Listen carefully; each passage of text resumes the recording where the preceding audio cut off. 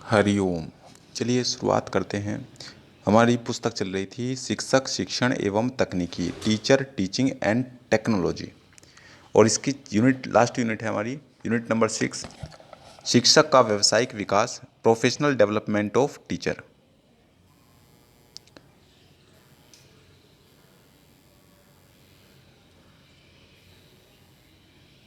प्रश्न नंबर एक कहता है कि छात्र रेटिंग का क्या प्रयोग है। छात्र रेटिंग का क्या प्रयोग है? तो छात्र रेटिंग क्या होती है? छात्र रेटिंग शिक्षकों के मूल्यांकन या श्रेणी निर्धारण हेतु प्रयोग किया जाता है। छात्र रेटिंग शिक्षकों के मूल्यांकन या श्रेणी निर्धारण के लिए प्रयोग किया जाता है।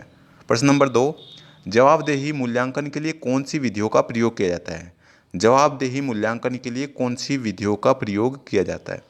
तो इसमें होती है आपकी स्वमूल्यांकन विधि, प्रत्यक्ष विधि। प्रत्यक्ष विधि को कहते हैं डायरेक्ट मेथड, यानी कि जिसमें जवाबदेही व्यक्तियों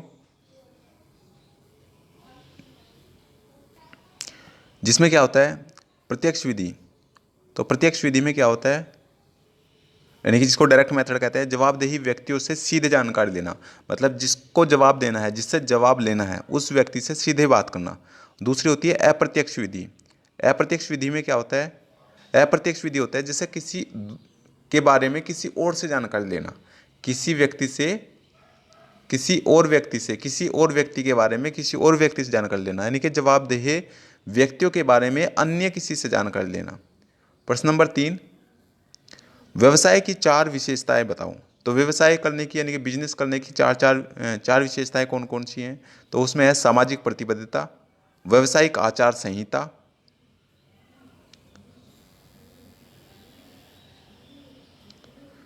सेवा हेतु शुल्क और व्यवसायिक संघ का होना।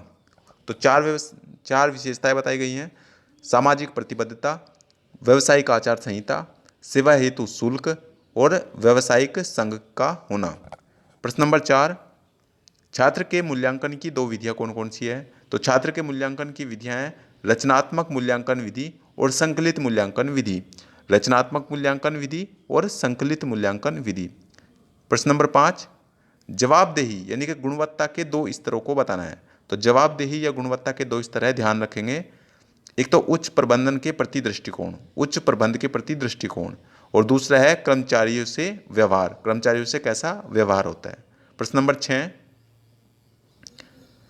व्यवसायिक मानकों की 2 विशेषता बतानी है। तो व्यवसायिक मानकों की 2 विशेषताएं तो कौन कौन सी होती है? एक तो होती है प्रतिस्पर्धा, जिसको कंपटीशन कहते हैं, एक होती है सहभागिता, जिसे कोऑपरेशन कहते हैं। प्रश्न नंबर 7, जे जे हार्टल ने संस्थागत निष्पादन मूल्यांकन में कौन कौन से घटकों की चर्चा की है? तो उन्होंने 3 प्रकार के घटकों की चर्चा की है, जिसमें मानवीय घटक, भौतिक घटक और अपेक्षित घटक हैं। तो कौन कौन से हुए? मानवीय घटक हुआ, भौतिक घटक हुआ और अपेक्षित घटक हुआ।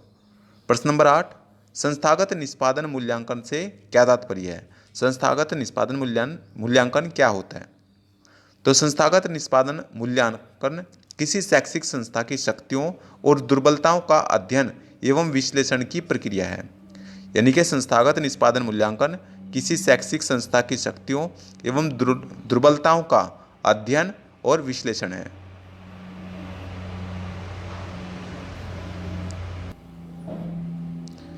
प्रश्न नंबर प्रश्न नंबर 8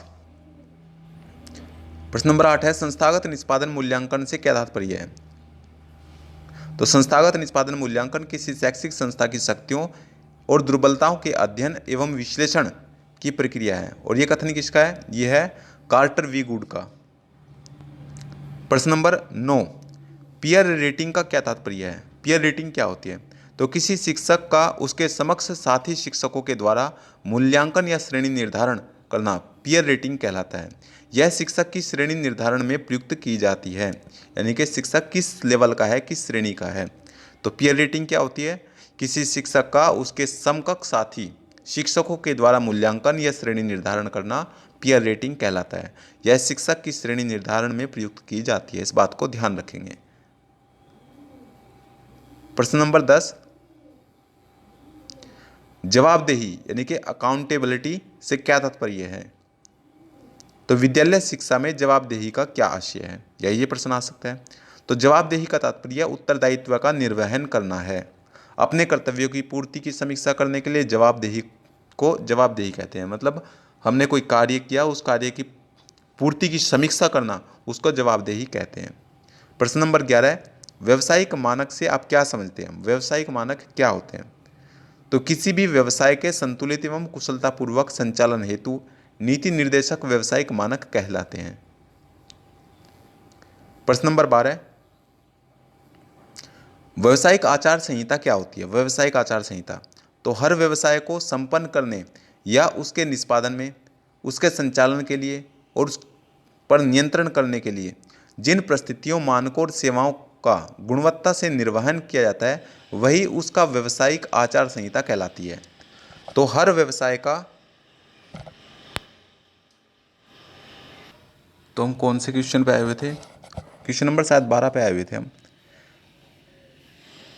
क्वेश्चन नंबर 12, चलो दोबारा कर लेते हैं। व्यवसायिक आचार संहिता क्या है?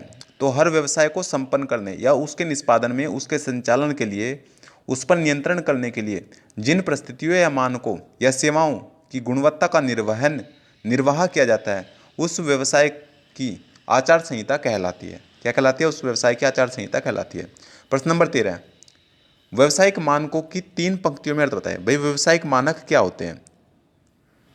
तो व्यवसायिक मानक या मानदंड वे बाहरी आंतरिक नियम हैं जिन्हें विभिन्न व्यवसायिक समूह अपने सदस्यों के व्यवहार को नियमित करने के लिए स्थापित करते हैं। ये समूह के सदस्यों को यह बताते हैं कि कैसे व्यवहार करना है और विभिन्न परिस्थितियों में कैसे नहीं करना है। ठीक है, कैसे व्यवहार करना है और कैसे व्यवहार नहीं करना है। प्रश्न नंबर 14, विद्यालय शिक्षा में जवाबदेही निर्धारण की 2 विधियों के नाम बताने हैं। विद्यालय शिक्षा में जवाबदेही निर्धारण की 2 विधियों के नाम लिखिए। तो ये है शिक्षक द्वारा स्वमूल्यांकन, जिसको सेल्फ असेसमेंट बाय टीचर कहते हैं। दूसरा है अध्यापक द्वारा मूल्यांकन, जिसको असेसमेंट बाय प्रिंसिपल कहते हैं। प्रश्न नंबर 15, प्रश्नावली के 2 प्रकार लिखिए। तो प्रश्नावली के 2 प्रकार हैं। नंबर 1 रचित प्रश्नावली, जिसको स्ट्रक्चर्ड क्वेश्चनेयर कहते हैं। दूसरा अरचित प्रश्नावली, जिसको नॉन स्ट्रक्चर्ड क्वेश्चनेयर कहते हैं।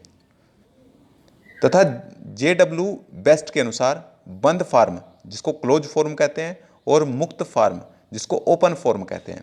प्रश्न नंबर 16, संचित अभिलेख पत्र की परिभाषा लिखिए। तो संचित अभिलेख पत्र क्या होता है? संचित अभिलेख पत्र किसी बालक के बारे में एक लंबी अवधि में एकत्रित सूचना है। तो संचित अभिलेख पत्र किसी बालक के बारे में एक लंबी अवधि की एकत्रित सूचना है। ये थॉमस मरे ने कहा है। थॉमस मरे ने कहा है। प्रश्न नंबर 17, शिक्षक मूल्यांकन की 2 विधियों के नाम बताने हैं। तो शिक्षक मूल्यांकन की 2 विधियां हैं। शिक्षकों का मूल्यांकन कैसे करते हैं? या तो पीयर रेटिंग के द्वारा होता है या छात्र रेटिंग के द्वारा होता है। यानी कि या तो छात्र रेटिंग देंगे या फिर पीयर अर्थात शिक्षकों के जो साथी शिक्षक हैं वो रेटिंग देंगे। प्रश्न नंबर 18, मापन की 4 मापनीय या 4 लेवल को बताना। 4 स्तर कौन कौन से हैं? तो इसमें है मापन की 4 मापनीय या 4 स्तर हैं। नंबर 1 नाम संबंधी स्तर, क्रम संबंधी स्तर, समान अंतर स्तर और अनुपात स्तर। तो कौन कौन से बताए हैं? नाम संबंधी स्तर, क्रम स्तर, समान अंतर स्तर और अनुपात स्तर। नेक्स्ट प्रश्न, प्रश्न नंबर 19, यूजीसी का पूरा नाम क्या है? तो यूजीसी का नाम है यूनिवर्सिटी ग्रांट कमीशन। यूजीसी का पूरा नाम क्या है? University grant commission. प्रश्न नंबर 20, एनसीईआरटी के कोई 4 कर्तव्य या कार्य बताने हैं। तो एनसीईआरटी के 4 कर्तव्य या कार्य क्या है? एनसीईआरटी करती क्या है? नंबर 1 छोटे बच्चों की देखभाल करना और उन्हें शिक्षा देना, यानी कि छोटे बच्चों की देखभाल करना और उन छोटे बच्चों को शिक्षा देना। नंबर 2 विकलांगों की शिक्षा की व्यवस्था करना, जो विकलांग व्यक्ति हैं उन सब की व्यवस्था करना, या विकलांग जो बालक है उनकी शिक्षा की व्यवस्था करना।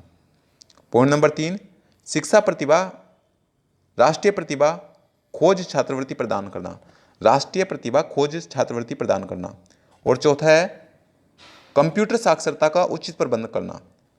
और 5वीं बात है कि शिक्षण में शैक्षिक तकनीकियों का प्रयोग करना। बहुविकल्पीय प्रश्न, तो बहुविकल्पीय प्रश्न में है नंबर 1 विद्यार्थियों द्वारा अध्यापकों के मूल्यांकन की शुरुआत कहाँ से हुई? तो विद्यार्थी जो हैं वो अध्यापकों का मूल्यांकन करते हैं। तो विद्यार्थी के द्वारा अध्यापक के मूल्यांकन की शुरुआत कहाँ से हुई? अमेरिका से हुई। प्रश्न नंबर 2, भारत में विद्यार्थियों के द्वारा शिक्षकों के मूल्यांकन की शिक्षा में संस्तुति है, तो वो रेड्डी समिति है। कौन सी है? रेड्डी समिति है। प्रश्न नंबर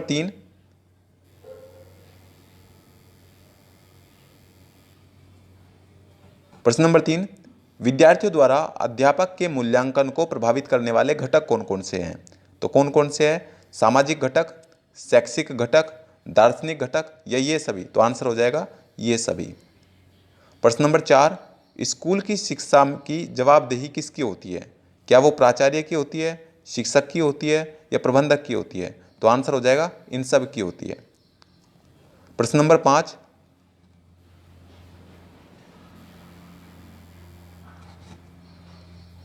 व्यावसायिकता क्या है?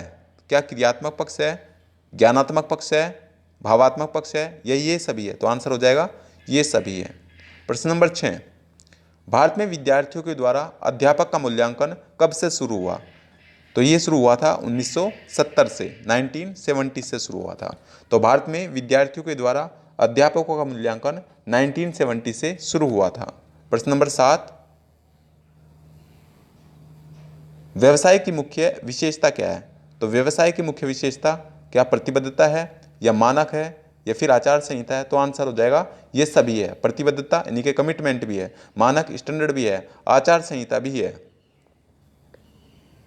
प्रश्न नंबर 8, व्यवसायिक मानकों को प्रभावित करने वाले कारक कौन कौन से हैं?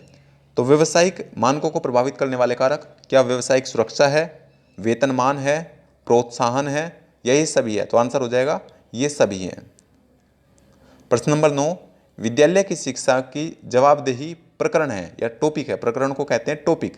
तो ये किसका टॉपिक है? क्या शिक्षा शास्त्र का टॉपिक है या शिक्षा प्रबंधन का टॉपिक है? तो आंसर हो जाएगा दोनों का है, ये दोनों। अब बात करते हैं रिक्त स्थानों की पूर्ति की। रिक्त स्थानों की पूर्ति बहुत ध्यान से सुनना है। नंबर 1, विद्यार्थियों द्वारा अध्यापकों के मूल्यांकन का विकास कहाँ पर हुआ? तो वो ये वाशिंगटन में हुआ। प्रश्न नंबर 2, विद्यार्थियों के द्वारा अध्यापकों के मूल्यांकन को प्रभावित करने वाला सबसे सशक्त कारक कौन सा है? तो वो है व्यक्तिनिष्ठता। पॉइंट नंबर 3, स्कूल शिक्षा की जवाबदेही किसके द्वारा होती है? तो स्कूल शिक्षा की जवाबदेही प्रधानाचार्य के द्वारा होती है। पॉइंट नंबर 4, शिक्षण व्यवसाय की मुख्य विशेषता क्या होती है? तो शिक्षण व्यवसाय की मुख्य विशेषता प्रतिबद्धता होती है। प्रश्न नंबर 5, शिक्षण व्यवसाय कार्यों की समीक्षा को क्या कहते हैं? तो शिक्षण व्यवसाय कार्यों की समीक्षा को जवाबदेही कहते हैं। पॉइंट नंबर 6, शिक्षकों के लिए व्यावसायिक मानक किसी विशेष संस्था के द्वारा नहीं विकसित किए जाते। मतलब किसके द्वारा विकसित किए जाते हैं? तो किसी विशेष संस्था के द्वारा विकसित नहीं किए जाते। तो शिक्षकों के लिए व्यावसायिक मानक, इसमें आ जाएगा फिल इन द ब्लैंक्स में, किसी विशेष संस्था के द्वारा विकसित नहीं किए जाते हैं। पॉइंट नंबर 7, मूल्यांकन उपागम का प्रत्यय किसके द्वारा दिया गया? तो मूल्यांकन उपागम का प्रत्यय बीएस ब्लूम के द्वारा दिया गया। पॉइंट नंबर 8, मूल्यांकन उपागम का प्रत्यय किसके द्वारा दिया गया? ये प्रश्न रिपीट हो गया है, तो ये बीएस ब्लूम के द्वारा ही दिया गया है। अब बात करते हैं सत्य असत्य कथनों की। पॉइंट नंबर 1, व्यावसायिक जवाबदेही शिक्षा के गुणवत्ता से संबंधित है। तो व्यावसायिक जवाबदेही शिक्षा की गुणवत्ता से संबंधित है, तो ये कथन सत्य है। पॉइंट नंबर 2, व्यक्तिगत निष्पादन मूल्यांकन के भौतिक घटक में शिक्षक, विद्यार्थी, प्राचार्य आदि का मूल्यांकन किया जाता है।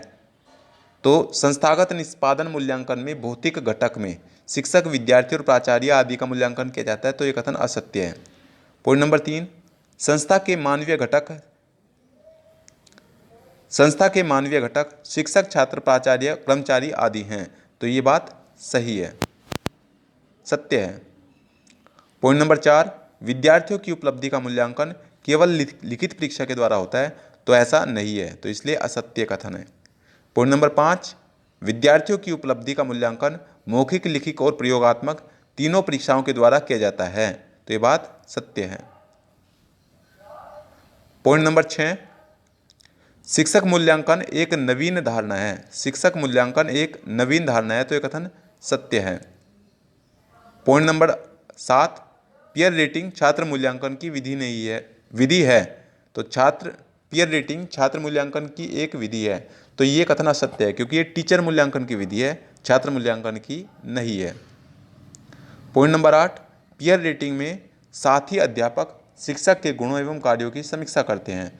तो पीयर रेटिंग में साथी अध्यापक शिक्षक के गुणों एवं कार्यों की समीक्षा करते हैं, बात सही है। पॉइंट नंबर 9, स्कूल प्रबंधन में जवाबदेही के 3 स्तर संभव होते हैं। तो ये बात सत्य है। पॉइंट नंबर 10, किसी व्यक्ति को अपने व्यवसाय में संलग्नता कर्तव्य पालन की समीक्षा को जवाबदेही का नाम दिया जा सकता है। तो ये कथन सत्य है। क्या है कथन? सत्य है। पॉइंट नंबर 11, विद्यार्थियों द्वारा शिक्षकों के मूल्यांकन को प्रभावित करने वाला कारक व्यक्तिनिष्ठता है। तो ये बात भी सत्य है। पॉइंट नंबर 12, विद्यार्थियों के द्वारा अध्यापकों के मूल्यांकन के लिए वैध मापनी का विकास करना कठिन है। तो ये कथन सत्य है। पॉइंट नंबर 13, उत्तरदायित्व एवं प्रतिबद्धता में अंतर नहीं है। तो ये कथन भी सत्य है। पॉइंट नंबर 14, व्यावसायिक विकास का साधन आत्मनिर्देशन है। व्यावसायिक विकास का साधन आत्मनिर्देशन है। तो ये कथन भी सत्य है। पॉइंट नंबर 15, व्यावसायिक मानक औपचारिक एवं परंपरागत होते हैं। तो ये कथन भी सत्य है। पॉइंट नंबर 16, शिक्षक की अपने समुदाय द्वारा रेटिंग नहीं की जा सकती। तो ऐसा नहीं है, की जा सकती है, तो इसलिए कथन असत्य हो गया। पॉइंट नंबर 17, भारत में छात्रों के द्वारा शिक्षकों के मूल्यांकन की संस्तुति राष्ट्रीय शिक्षा नीति 1986 की है। तो ये कथन भी असत्य है। तो ध्यान रखेंगे, इसमें लिखा था कि भारत में छात्रों के द्वारा शिक्षकों के मूल्यांकन की संस्तुति राष्ट्रीय शिक्षा नीति 1986 की है, तो ऐसा नहीं है। पॉइंट नंबर 18, शिक्षकों का मूल्यांकन उसके विद्यार्थियों के द्वारा सबसे पहले यूएसए यानी कि अमेरिका में किया गया था। तो ये बात सत्य है। पॉइंट नंबर 19, मापन और मूल्यांकन का कोई अंतर नहीं है। इसमें कहा कि कोई अंतर नहीं है, तो ये कथन असत्य है, उनमें अंतर होता है। पॉइंट नंबर 20, मापन मूल्यांकन का अंग है। तो ये बात सत्य है, मापन जो होता है वो मूल्यांकन का अंग होता है। Thank you for watching. Please like, comment, share, subscribe. Thank you very much.